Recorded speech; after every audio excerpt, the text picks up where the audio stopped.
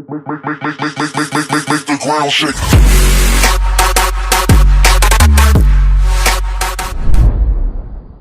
अंगात संचार झालेल्या अवस्थेमध्ये ही बाई असं म्हणाली की मी जावेच्या अंगामधनं जे भूत काढलेलं होतं ते नणंदेच्या 2 लहान मुलांच्या अंगात शिरतंय आणि म्हणून त्यांना जाजमाखाली लपवा.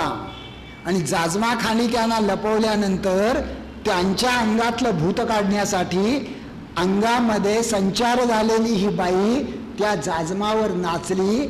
एका मुलाचं वय होतं 5, दुसऱ्या मुलाचं वय होतं 2. दोघांच्याही गळ्यावर पाय पडला, दोघांचाही तिथल्या तिथे जीव गेला.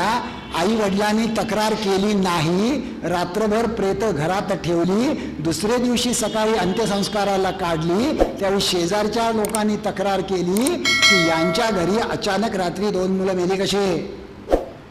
हे जे प्रकरण घडलं, ह्या काळीमा लागला महाराष्ट्राला, म्हणून तोंडाला काळं फासून आझाद मैदानावर आम्ही धरणं धरून बसलेलो होतो. आणि त्याच्यानंतर नाला सोपाऱ्याला मी एक जाहीर सभा घेतली आणि माझ्याबरोबर माझे मित्र, त्यावेळी ते ठाणा ग्रामीणचे पोलीस अधीक्षक होते विश्वास नांगरे पाटील. विश्वास नांगरे पाटील अनेक वर्षाचे माझे स्नेही आहेत. तर विश्वास नांगरे पाटील आणि मी आम्ही दोघांनी सभा घेतली नाल्या सोपाऱ्याला. आणि विश्वास नांगरे पाटील काय म्हणाले, ते म्हणाले तुम्हाला माहिती आहे की ताजमहालवर ज्यावेळी हल्ला झाला त्यावेळी विश्वास नांगरे पाटील हातात रिव्हॉल्वर घेऊन 12 तास किल्ला लढवत होते. ते म्हणाले ताजमहालमधली लढाई सोपी होती.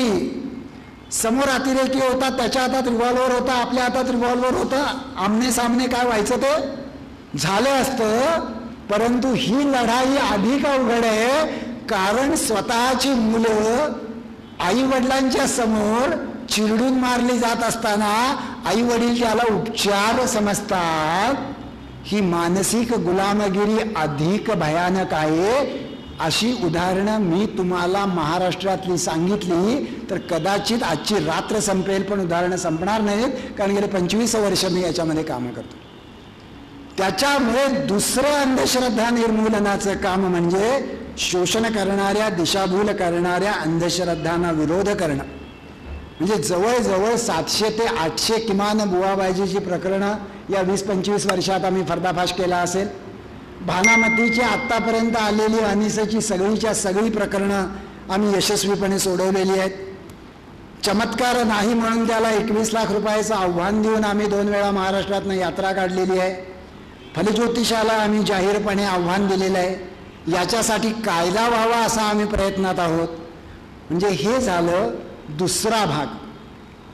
अधिक महत्त्वाचा भाग तिसरा, तो मी असं म्हटलं की धर्माची कृतिशील आणि विधायक चिकित्सा करणं ती आम्ही करतो. म्हणून माझ्या भाषणाच्या आधी संयोजकांना, पूर्वी माझ्या भाषणात येऊन गोंधळ घालायचे, मग त्यांना लक्षात आलं की भाषणात येऊन गोंधळ घातल्यानंतर आपल्यावर कारवाई होते. त्यामुळे साधारणपणे माझं भाषण कुठेही असलं की मग फोन किंवा SMS केले जातात की दाभोलकरांचं भाषण तुम्ही ठेवू नका. त्याच्यामुळे दाभोलकरांचं भाषण असलं की आजूबाजूला पोलीस दिसावेच लागतात, त्याशिवाय मंडपाची शोभा वाढत नाही. तशी ती आत्ता देखील वाढलेली आहे की ते मागे येऊन बसलेले आहेत. आणि मी असं म्हणतो की मी गेले 35-40 वर्ष हे बोलतोय, आज नाही. माझे शेकडो लेख आणि डझनावारी पुस्तकं प्रसिद्ध आहेत. त्याच्यामुळे माझ्यावर ज्या अर्थी गेल्या 40 वर्षात एकही खटला दाखल झाला नाही, कदाचित झालं असेल तर काय थोडंफार कौतुकच झालं असेल.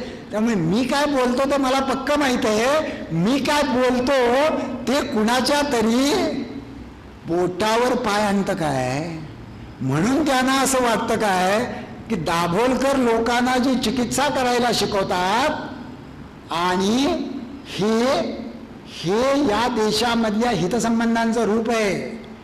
मी तुम्हाला साधं एक उदाहरण देतो. 1857 साली बॉम्बे युनिव्हर्सिटी स्थापन झाली. बॉम्बे, चेन्नई आणि कलकत्ता 3 विद्यापीठं स्थापन झाली. पहिली महिला ग्रॅज्युएट कधी झाली बॉम्बे युनिव्हर्सिटीची? आणि त्यावेळी बॉम्बे युनिव्हर्सिटी कराचीपासून धारवाडपर्यंतची होती. कधी झाली? किती वर्ष लागतात ग्रॅज्युएट व्हायला? किती वर्ष लागतात? 4 जास्तीत जास्त. 61 आहे 62. महाराष्ट्रातली पहिली महिला ग्रॅज्युएट झाली 1887 साली. का? 30 वर्ष परीक्षेला बसून नापास झाली काय? परवानगी नव्हती. राणीच्या जाहीरनाम्यात आश्वासन होतं की आम्ही तुमच्या धर्मात ढवळाढवळ करणार नाही, आणि धर्म सांगत होता शिकणं हे बाईचं काम नाही. 1882 साली दोराबजी नावाची एक पारशी बाई मुंबईच्या हायकोर्टात गेली. 1883 साली तिच्या बाजूने निर्णय मिळाला. 1883 साली ती गेली कॉलेजमध्ये, आणि 1887 साली ती पहिली महिला ग्रॅज्युएट झाली. आणि त्याच्या आधी अवघं 40 वर्ष. उद्या सावित्रीबाईंची जयंती आहे ना 3 जानेवारीला. सावित्रीबाईंनी ज्यावेळी मुलींना शिकवायला सुरुवात केली त्यावेळेला एवढेच आपल्याला माहीत आहे की त्या शाळेत शिकवायला जात त्यावेळी त्यांच्या अंगावर शेण दगड टाकत. ऐकलंय ना? त्यामुळे शाळेत जाताना त्या एक साडी जादा घेऊन जात आणि परत शाळेतनं येत असताना लोकांनी शेण टाकल्यामुळे खराब झालेली ती साडी नेसत. पण आपल्याला हे माहीत नाही जे मी आत्ता तुम्हाला सांगतोय ते, आणि ते मी तुम्हाला सांगितलं तर तुम्ही हसाल. त्यावेळच्या शहाण्या सुरत्या पुण्यामध्ये अशी पत्रकं निघाली की हा फुले असं म्हणतोय की मुलींनी शिकायला पाहिजे. मुलींनी अजिबात शिकता कामा नये. बायकांनी वाचायला लिहायला अजिबात शिकता कामा नये. का? कारण वाचायला शिकलेल्या बायका वाईट साईड पुस्तकं वाचतील. हे वाचायला शिकलेल्या पुरुषाला कसं कळलं माहित नाही बरं का, की वाचायला शिकल्यानंतर वाईट साईड पुस्तकं वाचतात. वाचायला शिकलेल्या बायका वाईट साईड पुस्तकं वाचतील, आणि लिहायला शिकलेल्या बायका नवऱ्याला चावट चावट पत्र लिहितील. तुम्ही हसला, फुल्यांचे वडील हसले नाहीत. फुल्यांच्या वडिलांनी फुलेंना बोलवलं आणि सांगितलं बायकांना शिकवण्याचा धंदा बंद कर. फुले म्हणाले का? ते म्हणाले धर्मामध्ये सांगितलेलं आहे की चूल आणि मूल हे बाईचं काम आहे, शिकणं हे बाईचं काम नाही. फुले म्हणाले पण मी असं ठरवलंय की बाईला शिकवायचं. फुलेंचे वडील म्हणले तो काय वाटेल ते ठरवशील, धर्माची नीती असती, ती नीती सगळ्यांनी पाळायची असती, त्याच्यामुळे बायकांना शिकवणं उद्यापासून बंद. फुले म्हणाले नाही पण तरी मी असं ठरवलं धर्माची नीती काय असेल ती असेल पण बायकांना शिकवायचं. नंतर फुलेंचे वडील काय म्हणले कोण सांगेल? माहित आहे ना काय म्हणले? म्हणाले तुला जर मुलींना शिकवायचं असेल तेही खालच्या जातीतल्या, आणि तुला जर धर्मा पाळायचा नसेल तर माझं घर सोडून बाहेर चालता हो. 21 वर्षाचे फुले आणि 18 वर्षाच्या सावित्रीबाई मुलीला शिकवता यावं याच्यासाठी कार्यकारण भावाने धर्माची चिकित्सा करून स्वतःच्या घराचा उंबरठा ओलांडून 250 वर्षापूर्वी बाहेर पडल्या. म्हणून तुम्ही इतक्या भगिनी आज या ठिकाणी येऊन बसला. म्हणजे लोक मला असं नेहमी विचारतात का होता बोलकर तुम्हाला खरंच वाटतं का अंधश्रद्धा निर्मूलन होईल? नाही, त्यांना असं वाटतं की मला काही उद्योगधंदा वगैरे नाही आहे त्याच्यामुळे आपला. तर मी म्हणतो की तुम्हाला मी सांगतो आज ना उद्या, उशिरा वा लवकर, सोपेपणाने व अवघडपणाने, पण शेवटी मीच जिंकणार याची मला पक्की खात्री आहे. मग ते म्हणतात कशावरनं? मी म्हणतो साधी गोष्ट आहे. 2000 वर्ष ज्या बाईला शिकायला दिलेलं नव्हतं त्या बाईला तुम्ही शिकवायला लागला 1887 साली, आणि मागच्या वर्षी त्याच्या मागच्या वर्षी त्याच्या मागच्या वर्षी 10वीला आणि 12वीला पहिल्या कोण आल्या ना मुली. मग कोण जिंकलं? 2000 वर्षाची विषमतेची परंपरा जिंकली का 150 वर्षाची समतेची परंपरा जिंकली ना समतेची. नरेंद्र दाभोळकर जिंकणार का नाही? जोरात हो म्हणवत नाही अजून, खात्री नाही. म्हणजे लोहियांचं असं एक वाक्य आहे, लोहिया हे तुम्हाला माहित असेल, मोठा माणूस. लोहियांचं वाक्य असं आहे, लोग मेरी बात सुनेंगे जरूर लेकिन मेरे मरने के बाद. तशी काय माझी इच्छा नाही बरं का, ते आधी ऐकलं तरी चालेल. तेव्हा नंबर 1 धर्माच्या मी समोर घड्याळ आहे माझ्या, ते बघून मी बोलतोय. त्यामुळे धर्माच्या चिकित्सेचा हा एक भाग. नंबर 2 अंधश्रद्धा निर्मूलन समितीची धर्माबद्दलची भूमिका आणि भारतीय संविधानाची धर्माबद्दलची भूमिका ही तंतोतंत एक आहे. काय आहे भारतीय संविधानाची धर्माबद्दलची भूमिका? 25, 26, 27 आणि 28 आर्टिकल ऑफ द कॉन्स्टिट्यूशन काढून वाचा. त्यात 25वी घटनेचं कलम अधिक महत्त्वाचं. त्याच्यामध्ये असं म्हटलेलं आहे, प्रत्येक भारतीय नागरिकाला उपासनेचं, धर्मपालनेचं, पारलौकिक कल्याणाचं आणि आध्यात्मिक उन्नतीचं पूर्ण स्वातंत्र्य आहे. त्याच्यामुळे तुम्ही हिंदू असा, मुस्लिम असा, ख्रिश्चन असा, बौद्ध असा, शीख असा किंवा कुठल्याच धर्माचे नसा, तुम्ही मंदिरमध्ये जावा, मशिदीमध्ये जावा, चर्चमध्ये जावा, गुरुद्वारामध्ये जावा किंवा कुठेच जाऊ नका. तुम्ही अल्लाची, येशूची, गुरु ग्रंथ साहेबाची, तथागत गौतम बुद्धाची कुणाचीही पूजा करा किंवा करू नका. यापैकी काहीही करण्याची अथवा काहीही न करण्याची तुम्हाला परवानगी आहे. त्यामुळे तुमच्या मतदानाच्या आणि नागरिकत्वाच्या हक्कावर कसलीही गदा येत नाही. ही तंतोतंत भूमिका आमची धर्माच्या विधायक चिकित्सेची आहे. आणि त्याच घटनेत असं म्हटलंय की धर्माचं स्वातंत्र्य दिलेलं आहे, पण ते निरपवाद नाही. 4 गोष्टींच्यासाठी धर्माचं स्वातंत्र्य मर्यादित करता येतं. 1 कायदा सुव्यवस्था, 2 सार्वजनिक नीतिमत्ता, 3 सार्वजनिक आरोग्य आणि 4 राष्ट्रीय एकात्मता. ज्या वेळेला यापैकी कुठली गोष्ट श्रेष्ठ असा निर्णय करण्याचा प्रसंग येतो, त्यावेळी या 4 गोष्टींना महत्त्व दिलं जातं. म्हणून शिखांचं सर्वोच्च पवित्र असलेल्या सुवर्ण मंदिरामध्ये देशाचं लष्कर घुसलं. त्यासाठी या देशाच्या पंतप्रधानांना स्वतःचा जीव द्यावा लागला, लष्कर प्रमुखाला जीव द्यावा लागला. कारण राष्ट्रीय एकात्मतेपासून फुटून निघण्याचं कारस्थान जर धर्मस्थळामध्ये चाललं तर धर्म नंतर, देशाची एकात्मता पहिली. ही सगळी गोष्ट एका बाजूला अतिशय स्पष्ट आहे आणि दुसऱ्या बाजूलाही स्पष्ट आहे. ती अशी की म्हणजे आपल्याला हे माहीत आहे का की खरं म्हटलं तर हे काम आम्हाला करायला नको पाहिजे होतं. हे काम किती प्रभावीपणे महाराष्ट्रामध्ये संतांनी केलेलं आहे. गाडगे बाबा 30 वर्ष आषाढी कार्तिकीला पंढरपूरला गेले. एकदाही गाडगे बाबांनी उपवास केला नाही, एकदाही गाडगे बाबा आत देवळात गेले नाहीत. लोकांनी खराब केलेला चंद्रभागेचा किनारा स्वतःच्या खराट्याने बाबा साफ करायचे आणि संध्याकाळी कीर्तनाला उभे राहायचे आणि समोर असलेल्या लोकांना बाबा विचारायचे, बाप हो देव पाहिला का देव? लोकांना आश्चर्य वाटायचं की अरे आम्ही तर पंढरीच्या पांडुरंगाला भेटायला आलोय आणि हा माणूस आम्हाला विचारतोय देव पाहिला का देव? लोक म्हणायचे पाहिला जी? बाबा म्हणायचे कमाल आहे, तुम्ही देव पाहिला? तुमचा देव कोठे राहतो? लोकांना वाटायचं या आढळण्याला काहीच माहीत नाही आहे. तोपर्यंत काय बाबांना एवढं नाव झालेलं नव्हतं.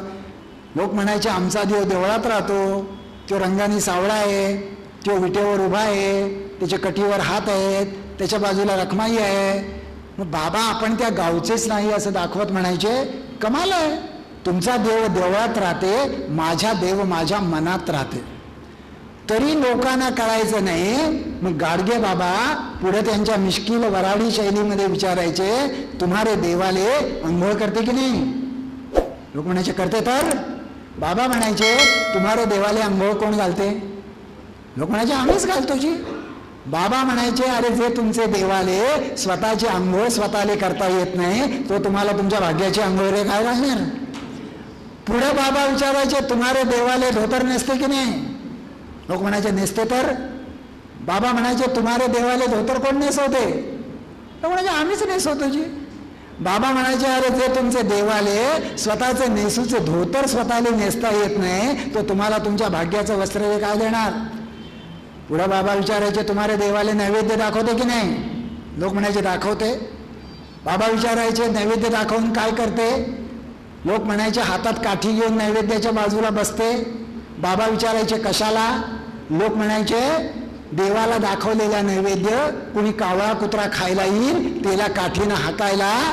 बाबा म्हणायचे अरे जे तुमचे देवाले त्याच्यासाठी वाढलेल्या नैवेद्याचे स्वतःचे स्वतःला रक्षण करता येत नाही, तो तुमच्या आयुष्याचं रक्षण रे काय करणार? आणि पुढं मित्रांनो गाडगे बाबा 1 लाख मोलाचा प्रश्न विचारायचे, जो विचारायचा आपण विसरून गेलो. गाडगे बाबा विचारायचे जित्ता जागता देव कोणी पाहिला का? जित्ता जागता देव. आणि आपण कोणी पाहिलेला नसतो जित्ता जागता देव. त्यामुळे लोक कावऱ्या बावऱ्या चेहऱ्याने इकडं तिकडं बघायला लागायचे. बाबांच्या बाजूला एक माणूस उभा असायचा, रापलेला चेहरा, पांढरी शुभ्र दाढी अंगावर जाडे भरडे खादीचे कपडे, पाय अनवाणी, त्याच्याकडे बोट दाखवत गाडगे बाबा म्हणायचे, अरे हे भाऊराव पाटील बघा, हे महारामांगाच्या पोरांना शिकवण्याचं काम करते, तेला देव म्हणा. अरे तो गांधी बाबा बघा, ते देशासाठी मर मर मरते, तेला देव म्हणा. अरे अडाण्याला शिक्षण द्यावं, आजाऱ्याला औषध द्यावं, बेघराला घर द्यावं, रंजल्या गंजलेल्याची सेवा करावी, मुक्या प्राण्यावर दया करावी. बाप हो देव याच्यात राहते, बाप हो देव देवळात राहत नाही, देव आपल्या मनात राहते, देवळात फक्त पुजाऱ्याचे पोट राहते.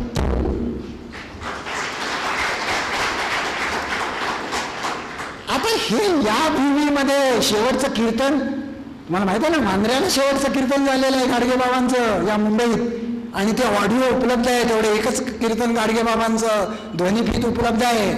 हे सगळं असताना हे नरेंद्र दाभोलकर सांगतात, म्हणून लोक जर म्हणत असतील की नाही नाही नाही दाभोलकरांना बोलायला दिलं नाही पाहिजे, तर मग तुम्ही विचार करायला पाहिजे की हे लोक जे असं म्हणतात त्याच्या माग काय हेतू आहे. समाज त्यामुळे पुढे जाणार आहे का समाज त्याच्यामुळे मागे जाणार आहे.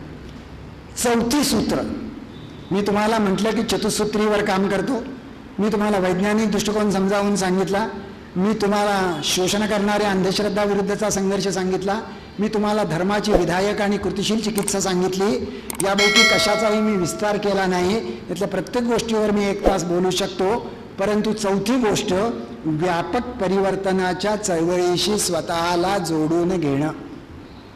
आणि लक्षात घ्या की हे फार महत्वाचं आहे. म्हणजे तुम्हाला हे माहित आहे का की बाईच्या अंगात येतं, बरोबर आहे ना, जास्त करून कोणाच्या अंगात येतं, बायकांच्याच येतं. का? कारण बायका या देव्यांच्या राज्यात पॉप्युलर आहेत जास्त, त्यामुळे देव्या डायरेक्टली त्यांच्या अंगात जातात. असं आहे काय? अंगात येतं म्हणजे काय होतं, अंगात येतं म्हणजे काय होतं समजून घ्या. धरण असतं, धरण, धरण काठोकाठ भरतं. काठोकाठ भरलेल्या धरणाचे दरवाजे उघडावे लागतात. ते जर उघडले गेले नाहीत तर धरण फुटतं, बरोबर आहे ना. तसं माणसाच्या मनाचं धरण वेदनेने किंवा दुःखाने भरल्यानंतर माणसाच्या अंतर्मनाचे दरवाजे आपोआप उघडले जातात आणि ताणाचा निचरा होण्यासाठी काही काळ ती बाई अन्य भूमिकेमध्ये प्रवेश करते. आणि तुम्ही मला सांगा, या देशामध्ये मनातल्या दुःखाचं धरण लवकर भरण्याची शक्यता बाईची आहे का पुरुषाची आहे? बाईचीच आहे. कारण त्या बाईला तुम्ही जन्माला येऊ देणार नाही, आणि जन्माला आलं तर तुम्ही दिल्ली प्रकरण केल्याशिवाय सोडणार नाही.